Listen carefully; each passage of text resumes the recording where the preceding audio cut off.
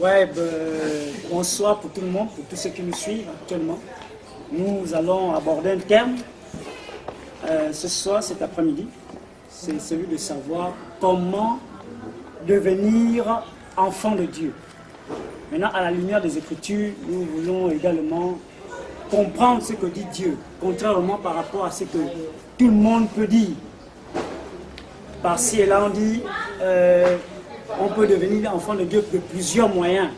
Par plusieurs moyens. Maintenant, nous on veut vraiment comprendre ce que nous disent les Écritures par rapport au fait de devenir enfant de Dieu. Donc, je crois que je vais laisser la parole à mon frère Dieudonné pour intervenir, pour essayer un peu d'aborder dans ce sens-là. Ok, nous voulons rendre grâce à Dieu pour ces moments qu'il nous accorde, en espérant que le partage de ce soir sera bénéfique, non seulement pour nous-mêmes, mais pour le plus grand nombre. Le plus grand nombre. Nous voulons traiter d'un sujet vraiment fondamental et déterminant, parce que si quelqu'un est devenu enfant de Dieu selon son entendement, au détriment justement de ce que Dieu lui-même a mis en place quant à la possibilité à l'homme de devenir enfant de Dieu, eh bien les gens le seront devenus pour eux-mêmes. Mais ce que nous voulons partager, c'est nous donner une idée claire, n'est-ce pas, quant à ce que dit la parole de Dieu, quant à la possibilité à un homme de devenir enfant de Dieu. La première question que nous pouvons nous poser, c'est celle de savoir, l'homme peut-il devenir enfant de Dieu par lui-même? L'homme peut-il devenir enfant de Dieu par ses propres moyens? L'homme peut-il devenir enfant de Dieu après avoir accompli un certain nombre d'actes? C'est des questions que nous pouvons nous poser. Alors, mais nous avons besoin, n'est-ce pas, de consulter la pensée de Dieu, de consulter la parole de Dieu et pour voir un peu plus clair quant à ce point. Nous allons lire un passage que tout le monde a l'habitude de lire. C'est Jean chapitre 1, à partir du verset 11. Jean chapitre 1, à partir du verset 11. Jean chapitre 1, à partir du verset 11. Je fais la lecture. Elle est venue chez les siens, et les siens ne l'ont point reçue. Mais à tous ceux qui l'ont reçue, en ceux qui croient en son nom, elle a donné le pouvoir de devenir enfant de Dieu. Très bien. Pour les lecteurs de la Bible, connaissent bien ce passage. C'est le passage justement qui retrace justement les origines de la parole de Dieu, l'origine de toutes choses. Parce que pour nous, alors que le grand nombre des croyants pensent que le commencement de toutes choses, c'est la Genèse, pour nous, le commencement de toutes choses, c'est Jean chapitre 1. Il faut le signaler. Parce que nous ne comprenons pas la parole de Dieu selon la lettre, mais nous la comprenons selon l'esprit. Alors, le commencement de toutes choses, c'est Genèse. Au commencement était la parole, et la parole était avec Dieu, la parole était elle-même Dieu. Elle était au commencement avec Dieu, toutes choses ont été faites, et rien de ce qui a été fait n'a été fait sans elle. Verset 4. En elle était la vie était la lumière des hommes. La lumière, lui, dans les ténèbres, et les ténèbres ne l'ont point reçu. Il eut un homme envoyé de Dieu, son nom était Jean. Il vint pour servir de témoin, pour rendre témoignage à la lumière, afin que tous crussent par lui. Il n'était pas la lumière, mais il parut pour rendre témoignage à la lumière. Cette lumière était la véritable lumière qui, en venant dans le monde, éclaire tout homme. Elle était dans le monde et le monde a été fait par elle et le monde ne l'a point connue. Le verset 11, justement, qui constitue l'objet, justement, de notre partage. Il est dit, verset 11, elle est venue chez les siens et les siens ne l'ont point reçue. Ici, la Bible parle de l'attitude des Juifs vis-à-vis de Jésus, vis-à-vis du Messie qui leur avait été promis, qui avait été annoncé par les prophètes et la loi. Lorsque ce Messie fut suscité, la Bible dit que les Juifs ne l'ont pas reconnu. Les Juifs l'ont rejeté. Il dit, mais elle est venue chez les siens et les siens ne l'ont point reçu. Mais, il dit, mais à ceux qui l'ont reçu, donc à ceux-là qui ont reçu Jésus, qui ont reçu son évangile et qui croient en son nom, elle a donné le pouvoir de devenir enfant de Dieu. Déjà, comprenons une chose. L'homme par lui-même ne peut le devenir. l'homme par lui-même ne peut pas devenir enfant de Dieu. Mais si nous découvrons ici ensemble à la lumière des Écritures que c'est Dieu lui-même qui est la parole, qui donne le pouvoir à l'homme de devenir enfant de Dieu. Donc nous devenons enfants de Dieu par la puissance de la parole elle-même. Voyez-vous? Donc c'est la parole, n'est-ce pas, qui nous donne cette capacité, ce pouvoir de devenir, de revêtir la même nature qu'elle-même. Parce que le verset en dessous va nous donner une précision très importante qui nous démontrera encore que l'homme ne contribue en rien, n'est-ce pas, sur ce fait. L'homme ne contribue en rien quant à devenir enfant de Dieu. C'est un pouvoir qui nous est accordé par la parole elle-même. Alors la suite nous dit quoi? La suite nous dit lesquels sont nés, c'est ça? Oui. Quelqu'un, oui, tu peux lire mon frère? Toujours 12.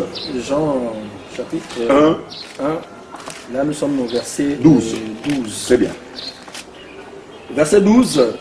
Mais à tous ceux qui l'ont reçu, à ceux qui croient en son nom, elle a donné le pouvoir de devenir enfants de Dieu, lesquels sont nés. Ah, voilà la précision.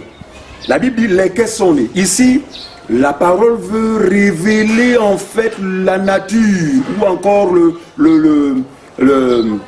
la nature de cette naissance. Est-ce une naissance charnelle? Est-ce une naissance scientifique? Est-ce une naissance philosophique? La Bible est précise et dit lesquels sont nés, suivez-moi bien, ni de la volonté, Ni du sang, ni du sang, ni de la volonté de la chair, voyez-vous, ni du sang, ni de la volonté de la chair. C'est-à-dire que du sang, ce n'est pas une affaire entre deux personnes de sexe opposé. Deux personnes de sexe opposé peuvent se retrouver, mais ils ne mettront jamais au monde un enfant de Dieu.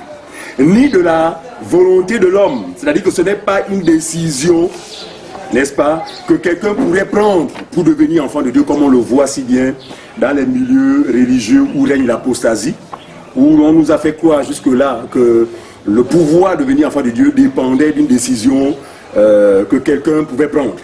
Et on assiste justement à ce scénario-là dans les différents milieux religieux, où le pasteur, le conducteur va dire oh, qui va accepter Jésus, et les mains vont se lever et on va appeler justement au devant de la scène ces personnes qui vont être soumis à une prière religieuse, n'est-ce pas, un récital justement qui consiste à dire Seigneur Jésus, je reconnais mes péchés, j'étais perdu, mais maintenant Seigneur, je deviens enfant de Dieu, merci pour cela, je prends la décision. Comment quelqu'un peut-il prendre la décision lorsque nous savons que c'est la parole elle-même qui donne le pouvoir à l'homme de devenir enfant de Dieu? Regardez, voyez-vous? Et après ce récital, je vous assure, et le pasteur et tous les fidèles, n'est-ce pas, se disent, non là la personne est sauvée. Non, on n'est pas sauvé de cette manière. Si, toi qui nous suis, tu es devenu chrétien de cette manière, sache que c'est une procédure qui ne répond pas aux normes doctrinales. C'est une procédure qui ne répond nullement aux normes doctrinales. On ne devient pas enfant de Dieu autrement que par le moyen de la parole qui seul a ce pouvoir de faire de nous les enfants de Dieu. Voyez-vous? Alors, donc plusieurs personnes se sont livrées à ces pratiques. Mais la résultante, c'est que aucun fruit, ces personnes n'ont jamais manifesté un fruit qui a rapport avec la parole de Dieu. Parce que pour manifester les fruits de Dieu, il faut justement naître de cette parole. Personne ne peut manifester les fruits de la parole si elle n'est née par cette parole. Voyez-vous? Donc la naissance ne dépend ni de la volonté de l'homme, ni du sang, ni de la chair, mais de Dieu. C'est écrit comme ça. Vous qui nous regardez, vérifiez dans vos Bibles, c'est écrit comme ça. Il dit que donc nous naissons non selon notre propre volonté. Ici on parle de la nouvelle naissance. Parce que c'est la nouvelle naissance qui fait de nous des enfants de Dieu. Amen. Ça veut dire que quand quelqu'un n'est pas né de nouveau, il n'est pas considéré par Dieu comme étant un enfant de Dieu. Et nous avons dans la Bible d'ailleurs un exemple, n'est-ce pas? C'est celui de Nicodème. Nicodème qui certainement s'était livré, n'est-ce pas, à des pratiques ou à des croyances qui ont fait de lui, selon lui, excusez-moi la répétition, un enfant de Dieu. Mais lorsque ce même Nicodème s'est retrouvé face à Jésus qui est la lumière, qui est la vérité, Nicodème s'est retrouvé en désaccord avec la norme qui fait de chacun de nous un enfant de Dieu. Et Jésus va dire à Nicodème, si un homme ne naît de nouveau,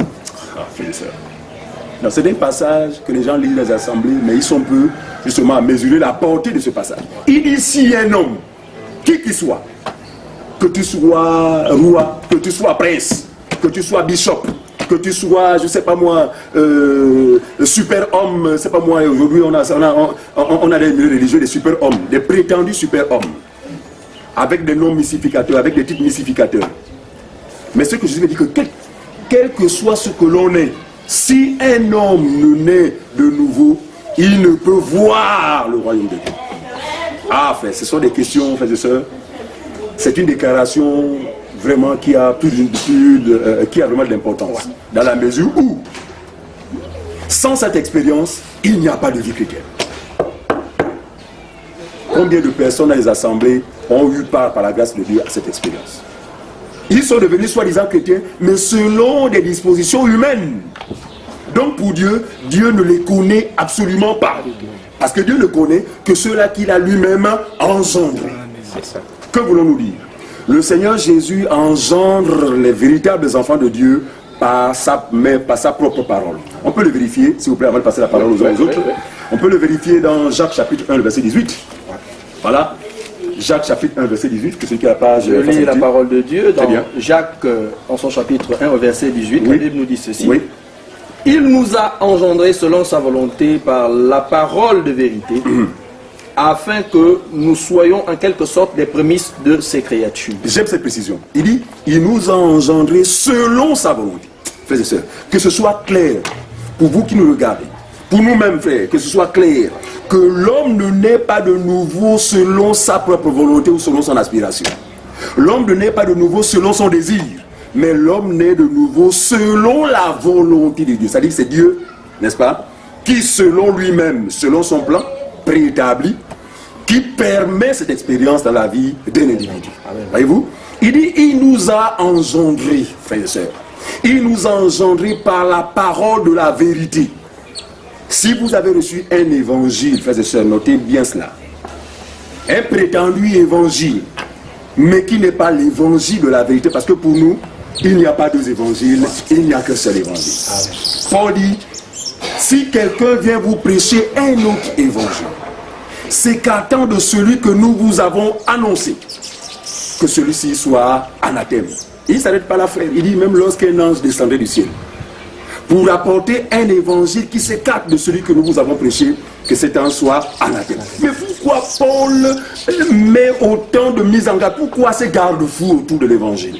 Parce que Paul était un prophète. Et Paul savait que en dehors de l'évangile de Christ, il n'y a pas de salut.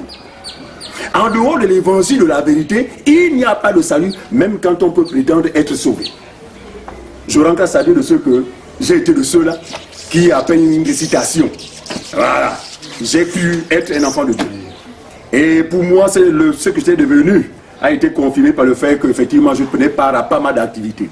Notamment l'ambiance chrétienne à travers la louange.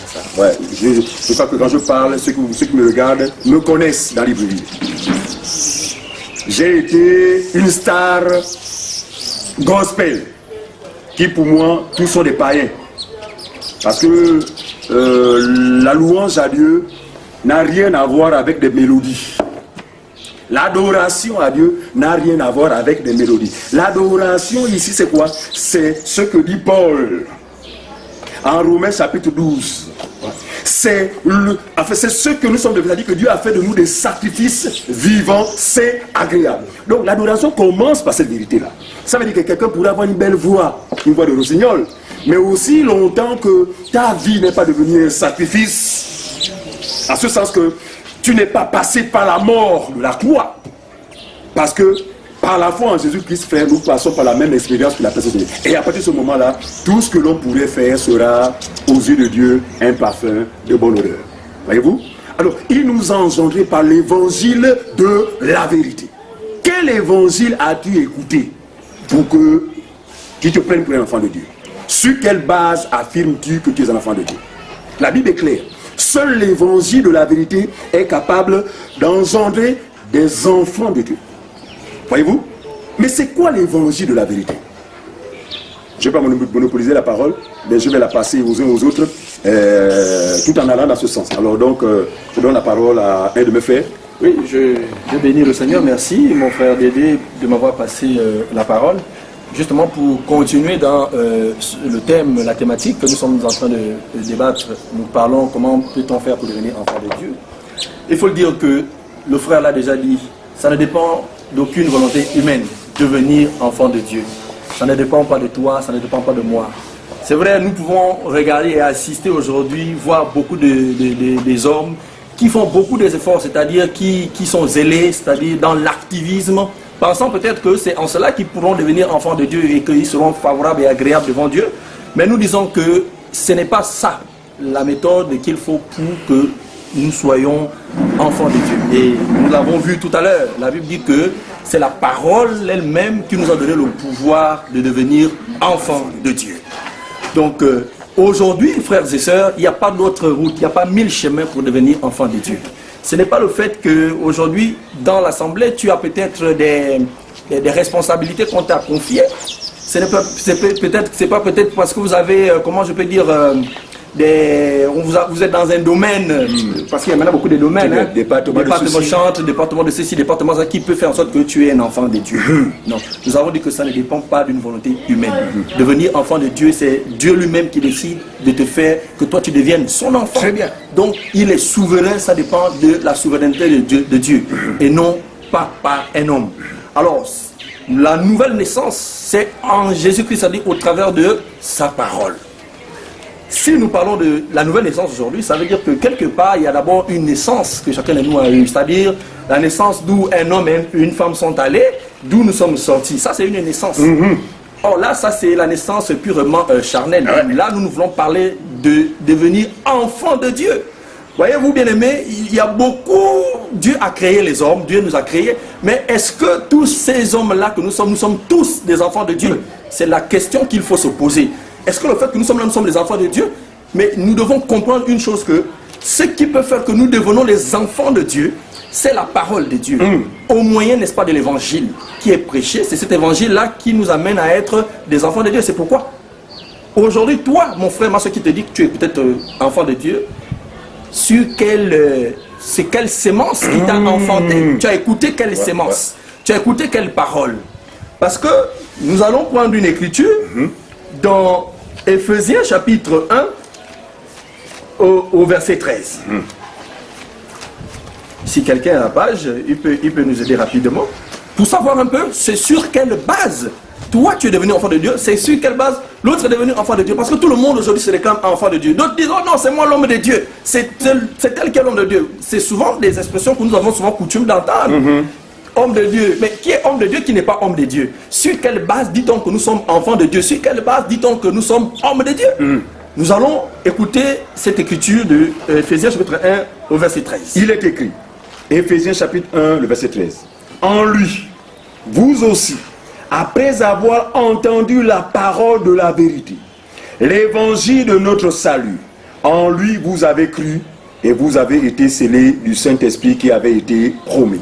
Voilà. En lui, en qui? C'est en Christ. Quand vous entendez en lui, ce n'est pas en quelqu'un d'autre, c'est en Jésus. C'est-à-dire, une fois on a cru à l'évangile. L'évangile, c'est Jésus. Bien aimé dans le Seigneur, c'est Jésus maintenant qui nous amène à la nouvelle naissance. C'est-à-dire, lorsque nous croyons à l'œuvre accomplie par Jésus à la croix de Golgotha, la Bible dit dans Romains chapitre 1, au verset 18, je crois que l'évangile est une puissance pour le salut de quiconque croit. À cet instant, nous recevons, n'est-ce pas, une puissance que Dieu nous donne au travers, n'est-ce pas, de cet évangile. La parole de vérité, l'évangile du salut. Vous savez, autrefois, au temps de la loi, bien aimé, tous les hommes en général étaient condamnés, n'est-ce pas, à la mort. Pourquoi? Parce que on avait tous péché, comme dit Romains chapitre 3 verset 23. Tous ont péché et sont privés de la gloire de Dieu. Bien aimé, ça c'était au temps de la loi. Et aujourd'hui, sommes-nous encore au temps de la loi? Nous disons non, nous ne sommes plus au temps de la loi, nous sommes maintenant au temps de la grâce. Maintenant, au temps de la grâce là, dans Jean chapitre 3 au verset 16, c'est un passage que nous avons l'habitude de lire. La Bible nous dit que Dieu a tant aimé le monde qu'il a donné son Fils unique, afin que quiconque croit en lui ne périsse point, mais qu'il ait la vie éternelle. C'est à partir de ce moment que la nouvelle naissance commence. C'est lorsque nous avons cru, n'est-ce pas, au sacrifice qui a été accompli par Jésus-Christ à la croix de Golgotha. C'est à ce moment que nous commençons à devenir enfants de Dieu parce que nous avons cru à l'évangile qui est la bonne nouvelle. La bonne nouvelle, c'est Jésus, bien-aimé dans le Seigneur. La bonne nouvelle, c'est Jésus. Parce qu'autrefois, nous n'avons pas cette bonne nouvelle. C'était la loi. Au temps de Moïse, c'était la loi. Donc, maintenant, au temps de la grâce, c'est Jésus qui est la bonne nouvelle. Or, quand nous parlons de bonne nouvelle, bien-aimé, la bonne nouvelle, c'est quelque chose qui vient nous donner la joie. Ça vient nous donner la paix. Ça vient nous donner l'amour. On ne peut pas parler de bonne nouvelle et ayant, comment je vais dire, avoir un cœur qui n'est pas en paix, avoir un cœur qui n'est pas dans la joie, alors que nous parlons de la bonne nouvelle. La bonne nouvelle, c'est Jésus. Ça veut dire que lorsque nous avons cru à ce Jésus-là, par rapport à ce qu'il a eu à accomplir à la croix, c'est à ce moment, frères et sœurs, que nous devenons enfants de Dieu. Voici le moyen par lequel nous devenons enfants de Dieu, c'est en croyant, n'est-ce pas, à l'œuvre de la croix. Je vais peut-être choquer beaucoup aujourd'hui, parce que il y a des soi-disant hommes de Dieu qui, n'est-ce pas, aujourd'hui se disent hommes de Dieu. Et quand il se dit qu'il est homme de Dieu, et vous êtes quoi, frères et sœurs, qui suivez ces personnes? Si lui, il est homme de Dieu, ça veut dire qu'il est un enfant de Dieu. Mais sur quel évangile ou sur quelle base s'autoproclame-t-il homme de Dieu, puisque nous pensons et nous croyons que pour devenir enfant de Dieu, il faut impérativement croire en Christ par rapport à l'œuvre qu'il a accomplie à la croix de Golgotha. Voici ce qui nous amène à devenir enfant de Dieu. C'est ce qu'on appelle la nouvelle naissance. Et la nouvelle naissance, bien aimé dans le Seigneur, c'est un chemin où nous tous, ceux qui avons cru, nous passons. Mais tant que vous n'avez pas cru à cette œuvre accomplie par la croix de Golgotha, on ne peut pas parler, bien aimé dans le Seigneur, d'être enfant de Dieu ou de devenir ou parler de nouvelle naissance en un seul mot. Donc ici, frères et sœurs, il y a des personnes qui ont ouvert aujourd'hui, pour moi j'appelle ça des boutiques, des épiceries. Des épiceries, où on les appelle, le Seigneur on a parlé, ce sont les commerçants du temple. Voilà. Donc, et ces personnes se font passer pour des hommes de Dieu, pour des enfants de Dieu. Et du coup, quand ils vous disent ça, c'est comme pour vous dire que vous n'êtes pas enfant de Dieu. Et que pour devenir enfant de Dieu, il faut impérativement les suivre. C'est-à-dire qu'ils ne vous montrent plus Christ qui est la seule personne ou le seul sacrifice qui a été accompli par le moyen par lequel nous pouvons devenir enfants de Dieu. C'est-à-dire qu'ils orientent tout vers eux. Or, la Bible dit, ayez les regards vers Christ, car celui qui est l'auteur et le consommateur de votre foi est celui qui l'amène à la perfection. Donc, ces personnes-là, eux, ils veulent que vous ayez les regards vers eux. Et, bien aimé dans le Seigneur, premièrement, ces personnes n'ont jamais cru au véritable, c'est-à-dire en Christ. Donc, par conséquent, ils ne sont pas enfants de Dieu. Voilà. Pourquoi? Parce qu'il n'y a pas mille chemins. La Bible, nous avons lu le passage d'Éphésiens 1:13. Après avoir entendu la parole de vérité, l'évangile du salut que vous croyez, on est scellé du Saint-Esprit. Et dans Jacques 1:18, là-bas, on a vu quoi? On a vu, il a dit qu'il nous a engendrés, n'est-ce pas, selon sa volonté. Ce n'est pas que aujourd'hui, vous avez le coutume de l'appeler papa, pasteur, oh mon père, non. La Bible dit n'appelez personne papa sur cette terre. Ce n'est pas ton père, il t'a engendré sur quelle base? Non, la Bible est claire. Et, Jacques chapitre 1, verset 18, il nous a engendrés. Ça veut dire que c'est le Seigneur au moyen de la parole, au moyen de sa parole. Mais toi, tu as écouté quelle parole aujourd'hui pour devenir enfant de Dieu? C'est la question que nous voulons poser à ces personnes aujourd'hui. Donc, premièrement, eux-mêmes, ils n'ont pas cru à l'évangile, puisqu'ils n'ont jamais cru à cet évangile, l'évangile de Jésus, de la grâce. Mais toi qui le suis, comment tu penses être enfant de Dieu dans ces cas précis? Non, c'est bien beau, vous allez faire beaucoup de choses, des activités dans ces mouroirs, dans ces boutiques. C'est rien que de l'ambiance. Ils font seulement l'ambiance parce qu'il faut se sentir à l'aise, les instruments, la musique, mais aucune parole de Dieu. Vous ne pouvez pas, vous n'êtes pas des enfants de Dieu dans ce cadre-là. Dans ce cadre-là, vous n'êtes pas des enfants de Dieu. c'est seulement l'ambiance. Comme vous pouvez le constater, beaucoup qui ont l'autre côté, ils ont dansé dans les boîtes, donc ils sont un peu fatigués, puisque là-bas aussi, ils ont trouvé qu'il y a des orchestres qui sont là, donc ils se sentent à l'aise là-dedans. Donc on ne devient pas enfant de Dieu parce qu'on fréquente un bâtiment. Non. On ne devient pas un enfant de Dieu parce qu'on a une carte de baptême. On ne devient pas un enfant de Dieu parce qu'on est l'ami du prophète. On ne devient pas un enfant de Dieu parce qu'on a déjà fait 20 ans, on est dans les choses, soi-disant les choses de Dieu. Parce qu'il dit ça, ça me fait 30 ans, je suis dans les choses de Dieu. Mais 30 ans, est-ce que tu as cru? Mais si tu n'as jamais cru, je vais te dire que les 30 ans que tu as fait là pour Dieu, tu n'as même pas encore un jour, tu n'es pas encore né. Ça veut dire que tu n'es pas encore enfant de Dieu. Malgré que tu as fait 30 ans, 50 ans, soi-disant que tu es dans les choses de Dieu. Donc pour, n'est-ce pas, commencer à avoir la nouvelle naissance en Christ, bien aimé dans le Seigneur, il faut premièrement, n'est-ce pas, croire à la bonne nouvelle, croire en Jésus-Christ, à l'œuvre qu'il a accomplie. Ça se passe de tout commentaire. C'est comme ça, c'est le moyen par lequel qui a été mis en place pour nous octroyer la nouvelle naissance. Parce que la première naissance, comme nous le disons déjà en préambule, c'est de l'homme avec la femme qui vont, et c'est de là où nous sommes sortis. Ça, c'est la première naissance, sinon l'ancienne naissance charnelle. Maintenant, la nouvelle naissance, elle émane pas d'un homme. Ça, ce n'est plus un homme qui va vers une autre personne. Non, là, elle émane maintenant de Dieu.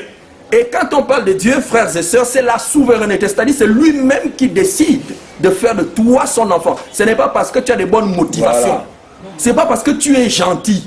C'est pas parce que tu poses parfois des bons actes que après Dieu va dire, oh, mais lui, il pose trop des bons actes. Non, je vais faire de lui un enfant. Non, c'est lui-même qui décide de faire devenir son enfant au moyen de sa parole.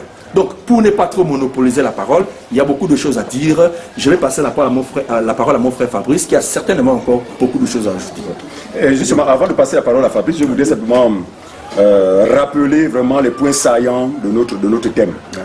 C'est comment devenir enfant de Dieu, n'est-ce pas? Ouais. Alors, Jean, toujours par rapport à l'entretien que Jésus a eu avec Nicodème, il dit à Nicodème que cette naissance ne dépend ni de la chair, comme on l'a vu tout à l'heure. Il dit, voilà, Jean 3, Jean 3 à partir du... non, ça dit que quand il dit ce qui est né de la chair va très bien. Oui, c'est à partir du verset 6. Voilà, 6. Bon, on y va. Ouais, bon, je commence à partir du verset 5, donc voilà, Jean chapitre 3. Rappelle, ouais. Jésus répondit, en vérité, je te le dis, si un homme n'est né d'eau et d'esprit, il ne peut entrer dans le royaume de Dieu. La suite. Ce qui est né de la chair est chair, et ce qui est né de l'esprit est esprit. Voyez, le Seigneur est clair là-dessus. Pour démontrer la différence, justement la différence de type de naissance. Il y a une naissance selon la chair, il y a une naissance selon la volonté de l'homme. Amen. Parce que le même Paul nous dit en Romains, là-bas, il dit que ça ne dépend, il dit que les choses de Dieu, le salut, l'accès en fait au plan de Dieu, ne dépend ni de celui qui court, ni de celui qui veut, mais de Dieu. Jusque-là, il est démontré que la possibilité, le pouvoir de devenir enfant de Dieu dépend de Dieu lui-même.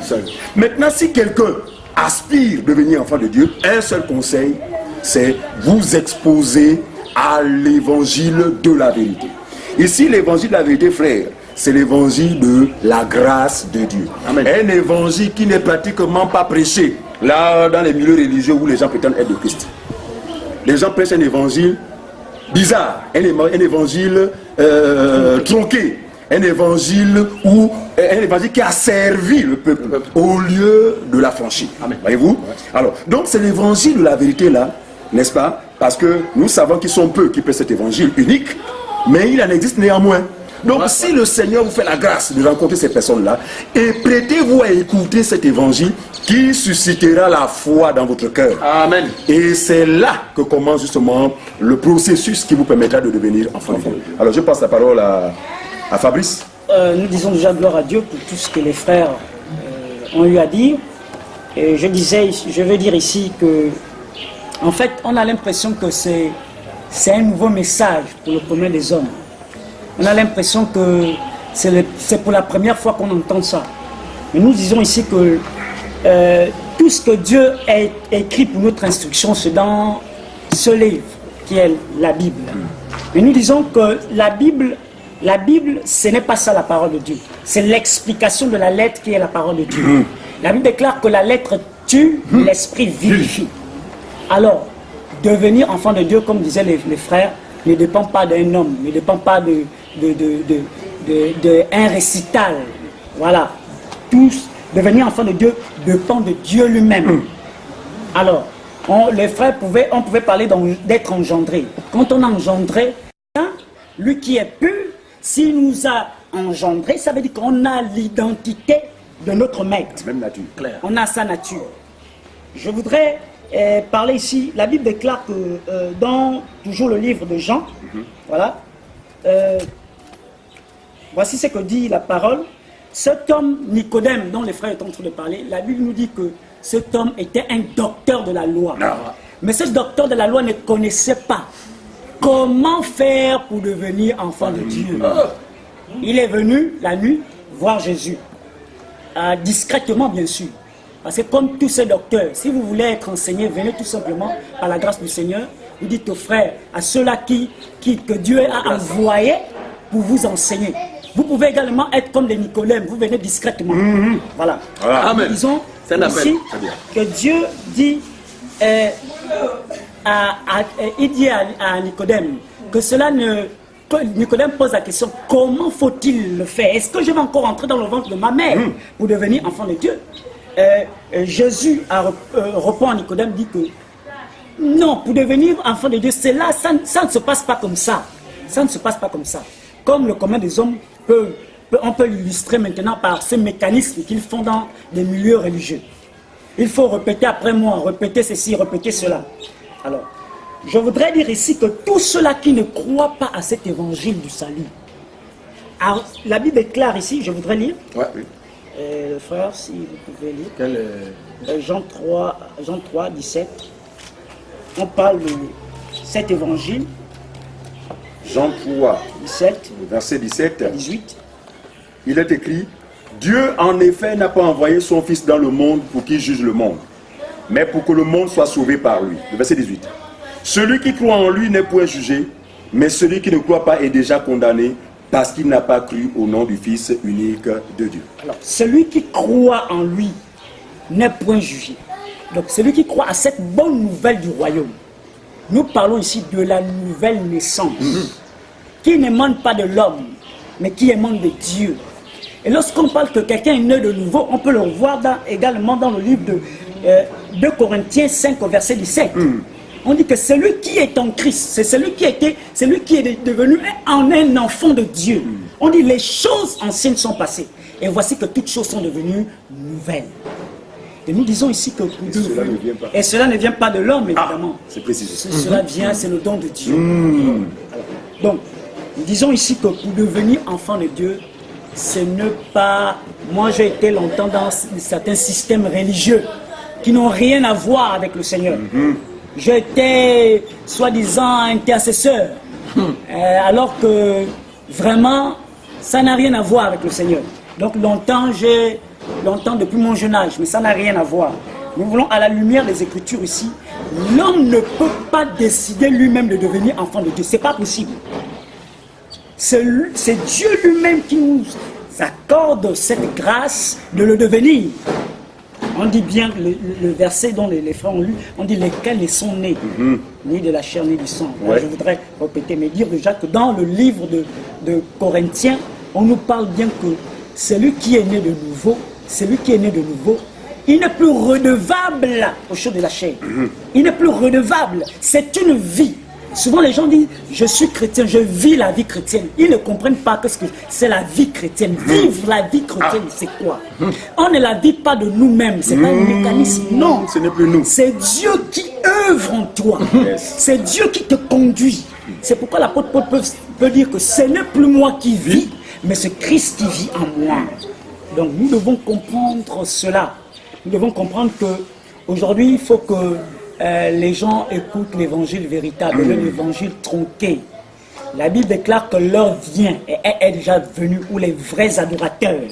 Lorsqu'on parle de vrais adorateurs, c'est-à-dire il y a des faux adorateurs. Très bien. Alors nous, ces faux adorateurs, ils veulent... Déjà, ils n'ont pas été appelés, parce que ce n'est pas aller dans une école théologique qui fait de toi un homme de Dieu. Voilà, ce n'est pas aller, ce n'est pas te brandir un diplôme, soi-disant pastoral, qui n'a rien à voir avec Dieu. c'est un appel. C'est un appel que Dieu lui-même accorde à qui il veut.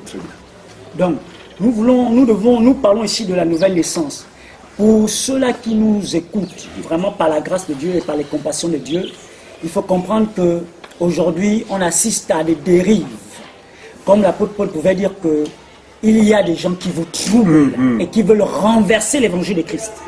Donc, il faut comprendre qu'aujourd'hui, ces gens qui vous troublent, ce sont ces gens qui pensent que pour devenir enfant de Dieu, il va falloir passer par leur manière, leur méthode. Ouais. C'est-à-dire les récitals, les méthodes humaines, des travaux spirituels, qui n'ont rien à voir. Et vous assistez malheureusement que les vies ne changent pas. Vous assistez que c'est ces mêmes personnes qui répètent les mêmes choses chaque jour, mais qui demeurent pécheurs. Alors, devenir enfant de Dieu, c'est Dieu qui t'engendre, comme disait, qui te donne sa nature de saint, parce que Dieu est saint, et lorsque quelqu'un a cru, il est saint, il est pur. Mais ces personnes vont vous dire que non, pour devenir, tu es déjà né de nouveau en rentrant dans leur assemblée, dans leur bâtiment, dans leur boutique, comme disait le frère. Ils font la promotion de leur boutique. Ils ne prêchent pas l'évangile.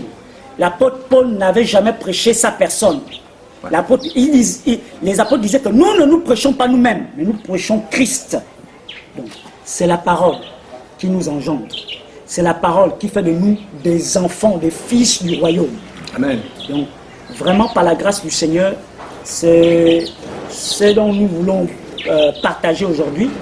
Et je prie que Dieu seul, vraiment, qui a cette capacité de convaincre les cœurs, que Dieu seul convainc.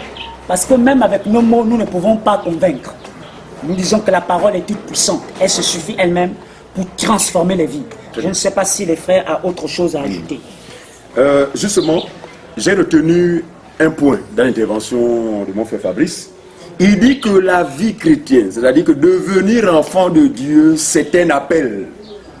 Un appel qui est adressé, n'est-ce pas, aux hommes par Dieu lui-même. Parce qu'il dit, mes brebis entendent ma voix. C'est-à-dire qu'il faut que le Père appelle pour que la brebis, justement, n'est-ce pas, se reconnaisse en cette voix. Voyez-vous, Jean chapitre 6, verset 44, c'est un passage qu'on lit. Parce que ce qui est terrible avec les milieux religieux, c'est que les gens s'accoutument à la lettre, mais non pas l'explication. En d'autres termes, non pas la compréhension, justement, de ces écrits. Ah, il est dit, quelqu'un peut lire, Jean 6, 44. Jean 6 au verset 44. 44, ouais. Nul ne peut venir à moi si le Père qui m'a envoyé ne l'attire. Voilà une vérité fondamentale. En fait, une vérité qui vient confirmer ce que nous disons jusque-là. Que ce n'est pas, l'homme ne peut pas par lui-même devenir un enfant de Dieu.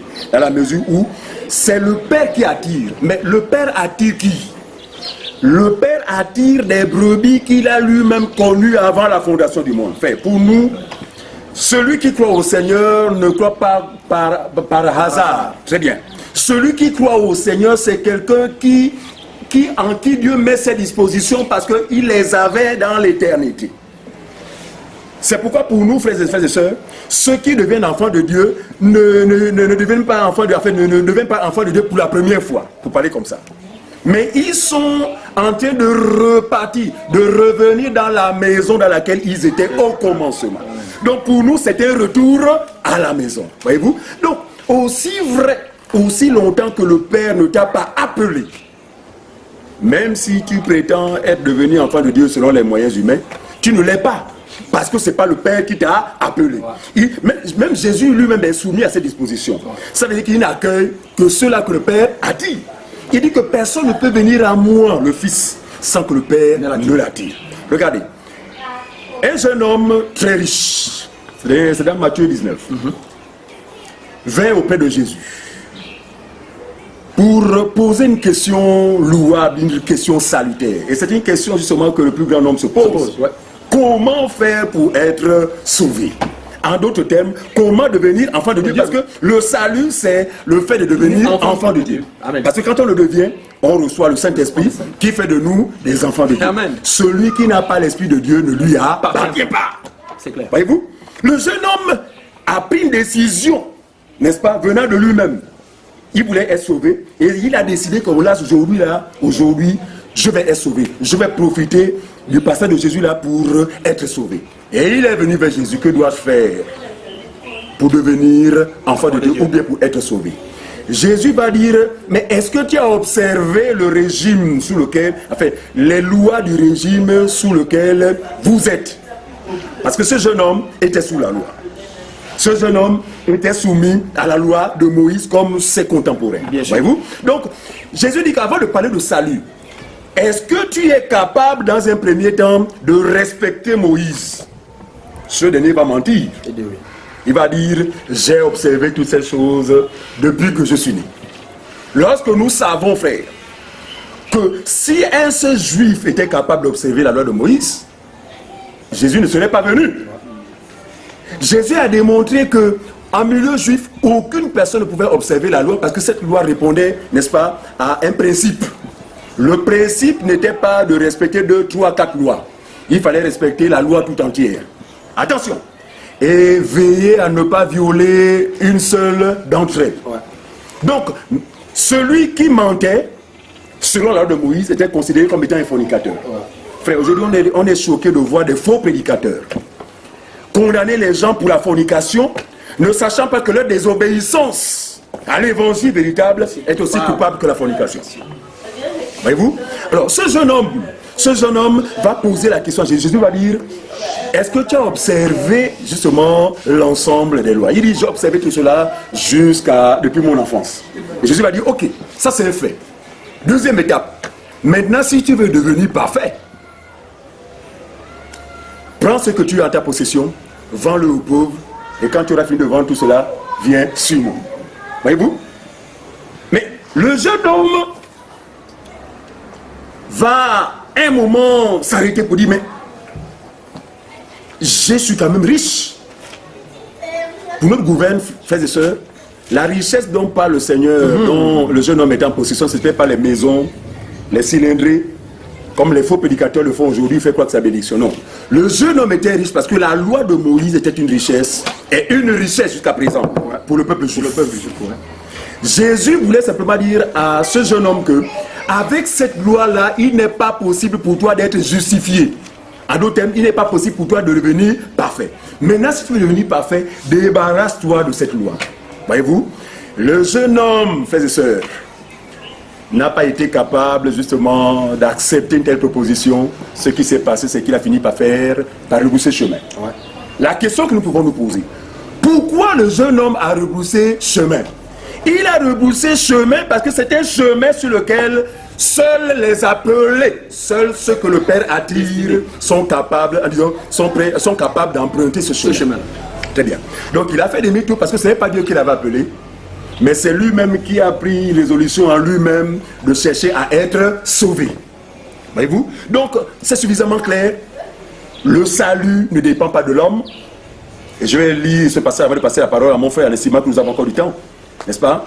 Le salut ne dépend pas de l'homme. Éphésiens chapitre 2, le verset 8 à 9. C'est un passage aussi que beaucoup de religieux lisent, mais dont ils ne comprennent pas justement la portée. Éphésiens chapitre 2, verset 8 à 9, on lit la parole de Dieu. Car c'est par la grâce que vous êtes sauvés, par le moyen de la foi. Et cela ne vient pas de vous, c'est le don de Dieu. Très bien, c'est bien précisé, c'est un verset vraiment explicite. Il dit, car c'est par la grâce que vous êtes sauvés, par le moyen de la foi. Il dit, cela ne dépend pas de vous. Mais c'est quoi? C'est le don de Dieu. Ce n'est point par les œuvres, afin que personne ne se glorifie. Très bien, donc on peut s'arrêter là pour dire que nous voulons décourager. Nous décourageons toutes ces personnes-là qui jusque-là, après 20 ans, après 30 ans, ont cru être devenus enfants de Dieu sur la base des actes qu'ils auraient remplis ou des sacrements qu'ils auraient justement pris. Voilà. Vous ne l'êtes pas, mais vous pouvez le devenir en vous exposant à l'évangile pur. Amen. Qui est prêché, n'est-ce pas? Pas peut-être par tout le monde, mais par certains frères effectivement que Dieu a appelés et qui sont capables justement de prêcher cet évangile qui suscitera la foi qui vous sauvera certainement. Alors, je voudrais passer la parole, alors qu'on a une reste combien de minutes à peu près, s'il vous plaît?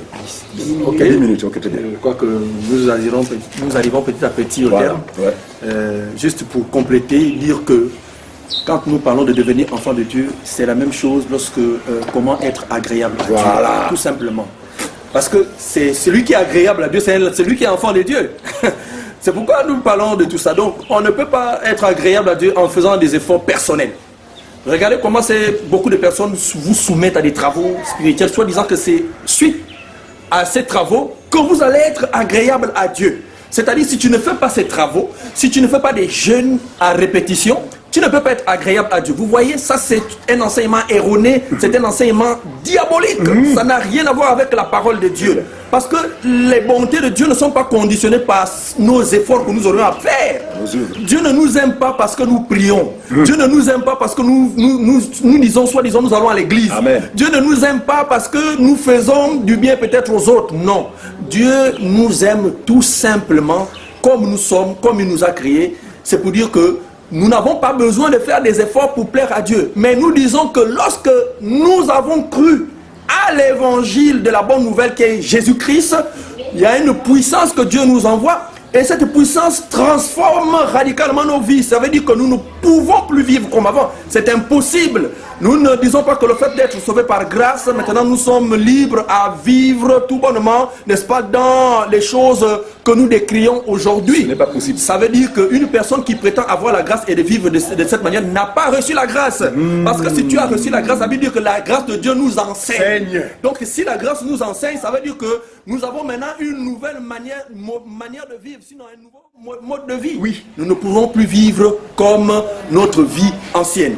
Donc voilà comment on peut devenir enfant de Dieu. C'est la grâce de Dieu. C'est Dieu lui-même qui fait grâce. Ce n'est pas parce que nous faisons des efforts, bien aimés dans le Seigneur. Soyons vraiment clairs là-dessus, parce qu'aujourd'hui beaucoup nous trompent. Malheureusement beaucoup nous trompent là-dessus.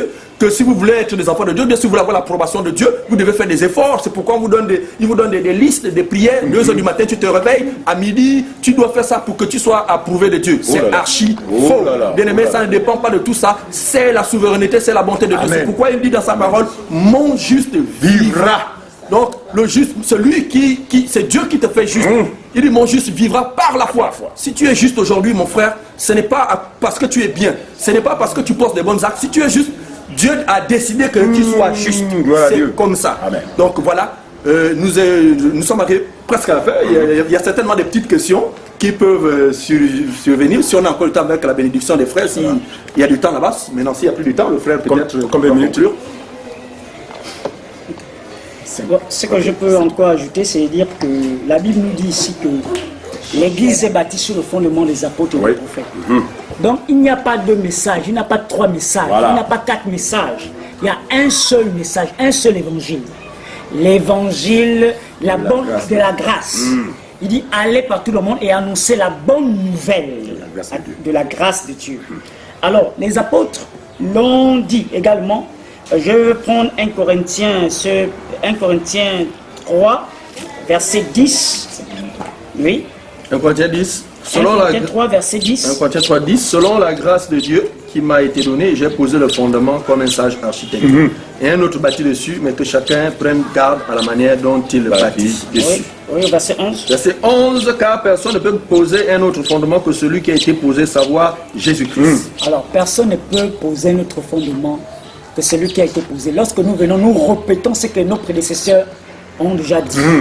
Alors, nos prédécesseurs, c'est les Paul, les Pierre. Non, il n'y a pas d'autre fondement. Donc, nous annonçons l'évangile, la bonne nouvelle de la grâce du Seigneur. Donc, vous êtes exposés à cette bonne nouvelle.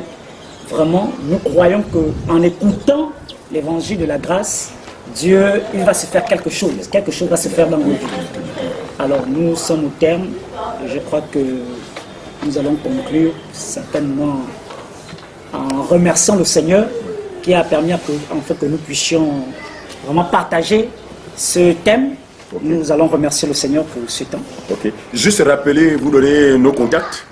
Nous restons ouverts et nous sommes d'accord avec ce que disait le frère. Soyez comme Nicodème. Nicodème a été très intelligent. Malgré qu'il soit docteur. N'est-ce pas, voilà. Il est venu de nuit.